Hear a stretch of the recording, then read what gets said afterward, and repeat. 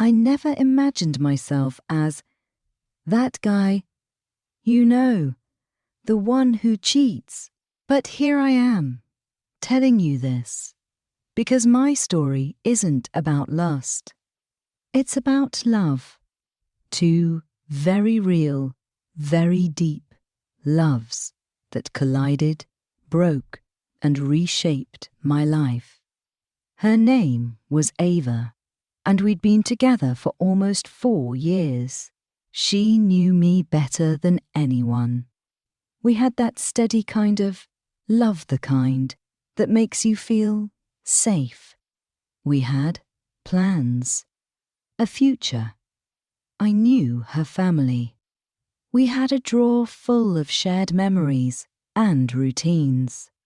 Then I met Lee at a photography workshop. She was different. She lit up rooms. She asked questions no one else did. With her, I felt seen in a way I hadn't felt in years. It wasn't about replacing Avivit. It was like discovering another version of myself I didn't know existed. One that Lee somehow pulled out of me.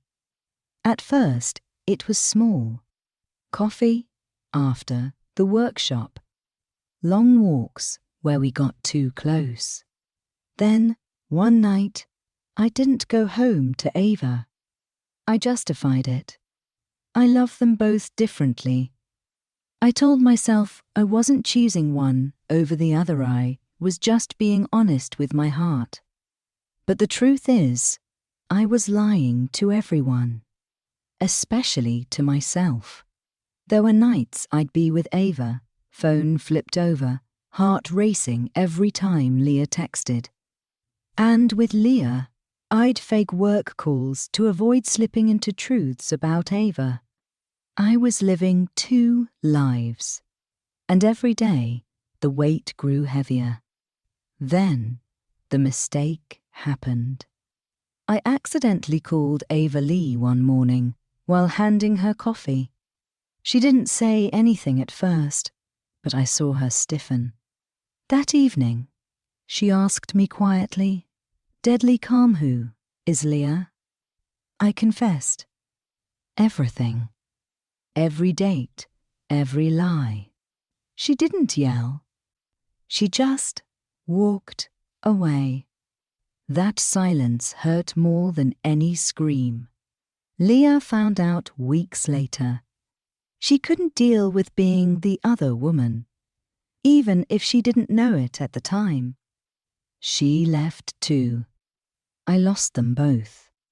But more than that, I lost the version of myself I thought was good, kind, loyal. I had to sit in that truth. That love isn't an excuse for betrayal. That you can love 2 people and still do irreparable harm. And the worst part, I still think about both of them. Every day. Wondering what might have happened if I had just chosen honesty over desire, or courage over comfort. Loving 2 women at the same time was never part of the plan. It started with a slow, almost invisible puller feeling, but snuck up on me when I wasn't looking for it. I had been in a committed relationship with Ava for years. We had history, comfort, deep understanding. She had seen me through the lowest moments of my life, and I genuinely believed I loved her with all I had. That's the confusing party. Wasn't looking for anything else. But then Leah came along, and suddenly I was torn in ways I couldn't explain. With Ava, love was steady. It was wrapped in late-night talks, weekends doing nothing together, her hand always finding mine during a movie. I knew her laugh before it came out of her mouth. I knew what upset her and what made her heart flutter. Being with Ava was like breathing. It came naturally. But over time, our relationship became familiar, maybe too familiar. We didn't talk about it, but things felt routine. The magic was still there, but it flickered in the background, quiet and assumed.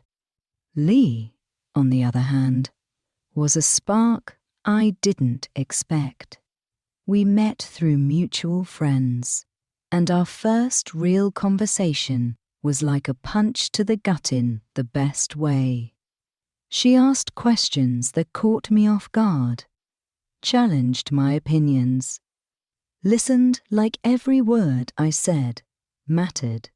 There was an intensity about her, an emotional boldness that felt refreshing. I found myself thinking about her when I was with Ava, not because Ava lacked anything, but because Leah had awakened a part of me that had gone dormant. She made me feel seen, not in a romanticized way, but in a raw, real way that tugged at something inside me I didn't even know needed pulling. I used to think love was singular, that you could only truly love one person at a time. But there I was, emotionally attached to two women genuinely. My feelings for Ava didn't lessen when I was with Leah, and my emotions for Leah didn't fade when I returned to Ava. It was like I had two chambers in my heart, and each one beat for a different woman. That's where the emotional duality started tearing me apart. It wasn't fun. It wasn't thrilling. It was torment. I felt guilty every time I looked at Ava's face, knowing there was someone else pulling at my heart. And I felt like a fraud with Lee, because she didn't know there was a whole life waiting for me back home. Each connection was unique. With Ava, I had memories, trust, a life built together. With Leah, I had discovery, intensity, and something new that I didn't fully understand, but craved more of. I didn't love one more than the other. I loved them differently, and that difference is what made it so emotionally complex. Ava grounded me. Lee excited me. Ava reminded me of who I was. Leah pushed me to think about who I could be. I kept justifying my emotions, saying I wasn't doing anything wrong because the love felt real. But I didn't realize that emotional fidelity can be just as damaging as physical betrayal. I started living in fragments. Half of me belonged to Ava, the part that appreciated history, commitment, and shared dreams. The other half wandered to Lee, the part that wanted to feel alive again, challenged, surprised. I would lie in bed next to Ava, wondering what Leah was doing. I'd kiss Leah and feel a pang of shame thinking about Ava's smile. No one prepared me for the emotional wreckage that came from being split in two. It wasn't about lust or selfishness. It was about the terrifying realization that love can be messy, contradictory, and painful, and that you can hurt the people you love the most while convincing yourself you're not doing anything wrong. This duality didn't make me feel powerful, or desired it made me feel weak and torn, like no matter what I did, someone would end up broken. And in truth, that someone was me too. Because loving two people didn't double the joy, it divided my soul. Living a double life was not something I ever consciously chose, but rather something I slowly drifted into. At first, it felt like I was just keeping two worlds separate, like it was manageable. One part of my life with Ava, built on routine, stability, and years of shared experiences. The other with Lee, spontaneous, emotionally raw, and full of newness. I didn't think of it as deception in the beginning. I told myself I was just figuring things out, caught between conflicting emotions, needing time. But soon, I realized I wasn't just navigating emotions, I was building lies. Every day required performance. Every word had to be measured, every moment carefully balanced, every slip-up avoided, like landmines beneath my feet. The worst part was how naturally I became two different people. With Ava, I was the calm, reliable partner who knew when she needed quiet and when she needed affection. I knew how she liked her tea, when her anxiety flared up, what she needed after a long day. I showed up on time. I remembered anniversaries. I played the role of the steady man in her life. With Lee, I became someone else entirely. I was more curious, more impulsive, more open emotionally. I told her about my fears, my dreams, things I hadn't shared with Ava in years. I was vulnerable, in a way I hadn't been in a long time. It wasn't that I was pretending I was that version of myself with Leah. That's what made it so confusing. Both versions felt real, and both were part of me. But trying to maintain both personas at once was like splitting my soul in half every single day. Eventually, I had to start creating timelines in my head. Where did I say I was last Thursday? Did Ava believe I was working late, or had I already used that excuse?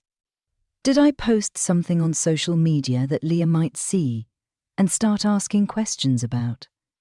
I became obsessed with covering tracks. My phone was always on silent. I learned to erase messages. I deleted call logs. There were times I'd be out with Lee and suddenly feel this sinking panic in my stomach, realizing I had to be home at a certain time, or Ava would start asking questions. I constantly felt like I was seconds away from everything falling apart. I wasn't enjoying myself. I was surviving. The emotional toll was brutal. I started losing sleep. I couldn't focus at work. I became irritable and withdrawn, even with the people I wasn't lying to. I was always on edge. Every time my phone lit up, my heart jumped. Every time Ava looked at me a little too long, I wondered if she was seeing through me. I started noticing how paranoid I'd become, checking my pockets for a second phone, double-checking my calendar for overlapping plans, making mental notes of which lies I told and to whom. I was keeping a mental database of deceit. Even simple things became complicated. A dinner invitation from Ava suddenly meant I had to cancel on Lee with a believable excuse. A photo on Leah's Instagram had to be taken down because it showed me in the background. A shared song on Lee's playlist was one Ava also loved so. Now even music felt like a battlefield. Everything was connected, and every connection was a threat. But what haunted me the most was how I started losing my own identity. I didn't know who I was when I was alone. I'd stare at myself in the mirror, wondering which version was the real me, if either of them were. I was faking happiness with both women while drowning in guilt inside. There were moments I wanted to come clean, just to escape the constant stress, but I didn't want to lose either of them. So I kept lying, kept weaving this intricate web that got more tangled by the day. The truth is, I wasn't protecting them, I was protecting myself. From judgment, from heartbreak, from loneliness. Living a double life took more from me than I could have imagined. It stole my peace, my integrity, and ultimately, the trust of two people who loved me in ways I didn't deserve. It taught me that emotional deception doesn't start with a big betrayal. It starts with small choices, tiny cracks in honesty, and the arrogance of thinking you can handle it all without anyone getting hurt. But someone always does. And most of the time, it's everyone involved. Juggling two relationships meant I had to live a life of layers. On the surface, things looked normal. I woke up next to Ava most mornings, kissed her goodbye, made coffee, and played the part of the man who had everything together. But underneath that, I was in a state of constant calculation. Every day felt like a performance, rehearsed and cautious, trying to anticipate what each woman needed from me without letting either of them know the truth. There was no room for error, no space to breathe. I had to be careful with the words I used, the stories I told, the photos I allowed to be taken, the times I responded to texts. I created a second reality and lived in it until the lines between truth and lies started to blur. Time was the first thing I had to control. I found myself making detailed mental schedules. Tuesday evening with Leah, Thursday dinner with Ava, and somewhere in between, excuses about work or last-minute plans. I used traffic, deadlines, and errands as shields. I'd leave Ava's place with a kiss on the forehead, then spend hours wrapped up with Leah, acting like I wasn't already committed. It didn't start out this way. At first, it was spontaneous, just a few moments with Leah that I kept to myself. But once it became emotional, once she started asking me how I felt about her, once she began calling me hers, I realized I had crossed a line that was impossible to come back from cleanly. Still, I didn't stop. I convinced myself I could handle both. Convinced myself I wasn't being cruel, just confused, just torn, just human. Every message on my phone became a source of anxiety. I turned off notifications, deleted threads, and changed names in my contact list. I even created a separate folder for photos I didn't want Ava to accidentally stumble upon. I learned to lie without hesitation. When Ava asked how my day was, I left out the parts that involved Leah. When Lee asked what I did last weekend, I conveniently edited out the getaway with Ava. But the guilt didn't stay quiet. It built up in quiet ways, in how I avoided eye contact, in how my hands would shake when I held my phone, in how I started sleeping with my back to Ava because I couldn't stand the intimacy I no longer felt I deserved. The scariest part was how easily I slipped into the rhythm of deception. It became routine. I could be laughing with Ava in the afternoon and falling asleep on the phone with Lee at night.